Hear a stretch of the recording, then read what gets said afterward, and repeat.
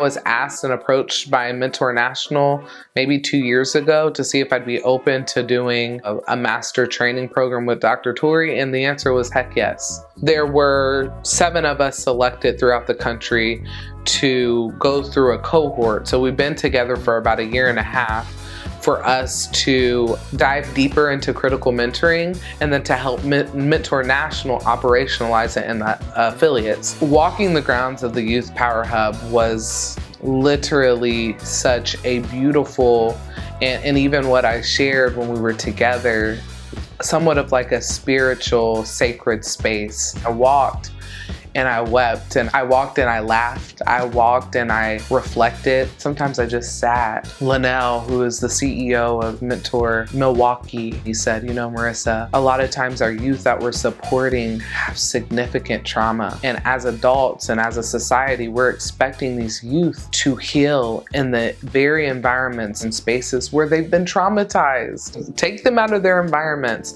and to come to a place and just be. I asked one of the youth that was new to the space, I said, how is this for you? And she literally verbatim said to me, this is new, this is nice, and honestly, I can just be. I had to really make sure saviorism was not how I was showing up. Literally at the foundation of saviorism is something is broken or something needs to be fixed, and it's my duty to come to your rescue and to fix it. And when that happens, we strip youth voice away. We don't even lean in to ask them, what does success look like to them? Like, what do they want out of the relationship? We don't position ourselves with humility to be in the seat of learning as well, because they have amazing things to share, and we interject what we perceive or what we believe is success to them, and it can cause significant harm. Where mentoring is currently, a lot of times the narrative is quote unquote troubled at-risk youth needing to be mentored by successful white folks.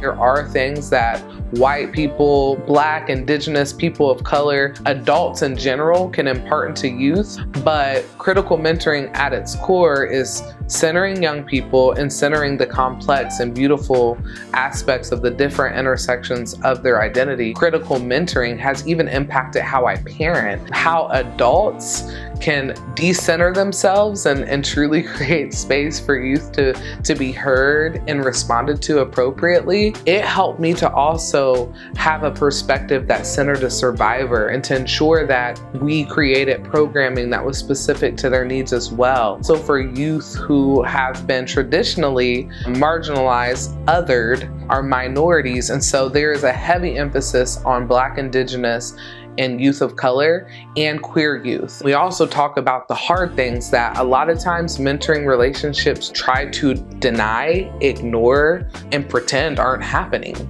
Dr. Tori is the vehicle, but youth are the ones who are in the passenger and driving seat of critical mentoring. She literally centered them. They helped to co-facilitate the book. I want to uplift that. Dr. Tori and all the different amazing youth that have helped contribute to critical mentoring essentially are like, hey, we don't want to seat at your table, adults. We want our own table because you aren't willing to move out of the way. When I think of my journey with critical mentoring, I had to first look at myself and be willing to confront some maybe unintentional harm I have created or how I've shown up in this space, be willing to change and always position myself as a learner. And I do plan on going back.